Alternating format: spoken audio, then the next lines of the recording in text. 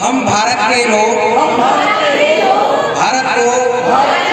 एक संपूर्ण प्रभुत्व संपन्न समाजवादी अंतर्निरपेक्ष लोकतंत्रात्मक गणराज्य बनाने के लिए तथा उसके समस्त नागरिकों को सामाजिक, आर्थिक और राजनीतिक न्याय, विचार, अभिव्यक्ति, विश्वास, धर्म और उपासना की स्वतंत्रता, प्रतिष्ठा और अवसर की समता प्राप्त कराने के लिए तथा उन सब में व्यक्ति की गरिमा और राष्ट्र की एकता और अखंडता सुनिश्चित करने वाली बंधुता बढ़ाने के लिए आज 26 जनवरी 2023 को संकल्प लेते हैं। जय हिंद, जय भारत।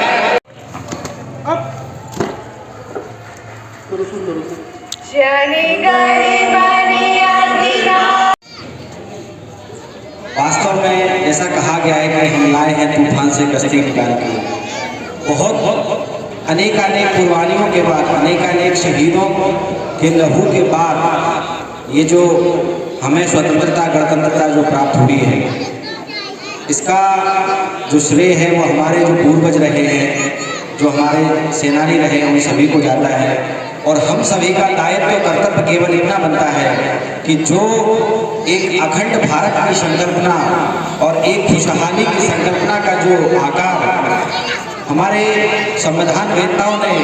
हमारे विधि वेत्ताओं ने जो रखा था, हम उसको निरंतर जारी रखें। एक व्यक्ति के लिए एक गरिमापूर्ण अवसर हो, एक सुखद जिंदगी हो और एक कहा जाए सम्मानपूर्ण उसका जीवन हो, इसके लिए हम सबको हमेशा प्रतिबद्ध होना चाहिए। विशेषकर देखिए, यहाँ पर मैं समझता हूँ कि जो सरकारी विभागों से, जो शासकीय विभागों से जो अधिकारी कर्मचारी हैं, सबसे पहले मैं आप सभी से कहना चाहूँगा कि आप एक समानुभूति की भावना रखते हुए, देखिए एक सिंपैथी होती है, एक एम्पैथी होती है। सिंपैथी किसी व्यक्ति के लिए होती है कि हम सोचते हैं कि बेचारा ये गरीब है, लेकिन एम्पैथी इससे एक कदम आगे होती है जब हम सोचते हैं ये गरीब हमारे दरवाजे पर कुछ काम अपना जो उसका है, जो उसका काम रुका हुआ है, इसके लिए आया हुआ है। जब हम उसकी जगह अपने आप को, स्वयं को रखते हैं और उसकी पीड़ा को समझते हुए उसके जो कार्य हैं, जो हमारे कार्य क्षेत्र में आते हैं, जब हम उनका समाधान करते हैं, तब हम उस जो एक अनुभूति है उसको हम लोग समानुभूति करेंगे।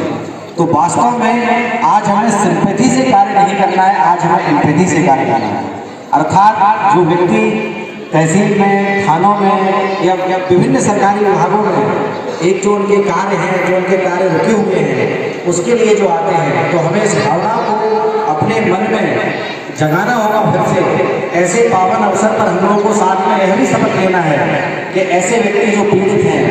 जो हमारे पास रुके हुए कार्यों के लिए आए हुए हैं, जो हमारे कार्य क्षेत्र में आते हैं, हमें वास्तव में अपने देश की सेवा करने के लिए, देखिए जो हमारे सेना के जवान हैं, वो जो सीमाएं हैं वहाँ पर प्रहरी बन के खड़े हुए देश की रक्षा कर रहे हैं, ताकि हम लोग चैन की नींद सो सके। अब वास्तव में देश के अंदर एक प्रत्येक व्यक्ति को गरिमापूर्ण एक जीवन मिले, एक प्रत्येक व्यक्ति के लिए समान अवसर मिले, ये हम लोगों को सुनिश्चित करना है। तो वास्तव में जो हमारे कार्य क्षेत्र हैं, जो हमारा कर्तव्य है, अगर हम उसको कंटिन्यू करते हैं, उसको हम जारी रखते हैं और एक समानुभूतिपूर्ण भावना से, तो निश्चित रूप से हम अपने जो पूर्वज हैं, जिन्होंने हमारे देश को आज़ाद कराने के लिए इस गणतंत्र रूपी जो एक क्या कहें विशाल वृक्ष हम लोगों को दिया, जिसके छांव में आज हम लोग बैठे हुए हैं, उस संकल्पना को साकार करने के लिए बस हमें इतना ही समझना है कि जो एक नागरिक के रूप में हमारे कर्तव्य है। अधिकारों के लिए तो हम लोग हमेशा कहते हैं ये हमारा अधिकार है, ये हमारा अधिकार है, लेकिन हमें इस सिक्के के दूसरे पहलू को भी समझना होगा कि वास्तव में एक नागरिक होते हुए हमारे क्या कर्तव्य है देश के लिए। उन कर्तव्यों को हमें पूर्ण करना होगा और एक शासकीय पद यदि आप धारण कर रहे हैं तो उस पद की गरिमा के अनुरूप आपको कार्य करना होगा। इन्हीं शब्दों के साथ मैं पुनः आप सभी को गणतंत्र दिवस की ढेरों ढेरों शुभकामनाएं, हार्दिक बधाइयां देता हूँ।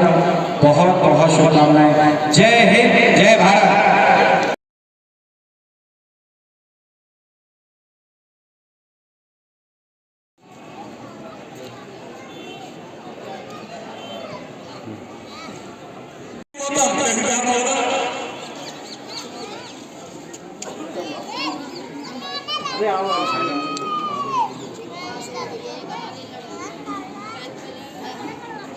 बहन नंदिनी गौतम, बहन नंदिनी गौतम, नया पार्ट निवेदन करूंगा। नया उपाध्याय जी, बहन ऋचा उपाध्याय, योगदान हमारे पूर्व सभासद मोहम्मद साहब।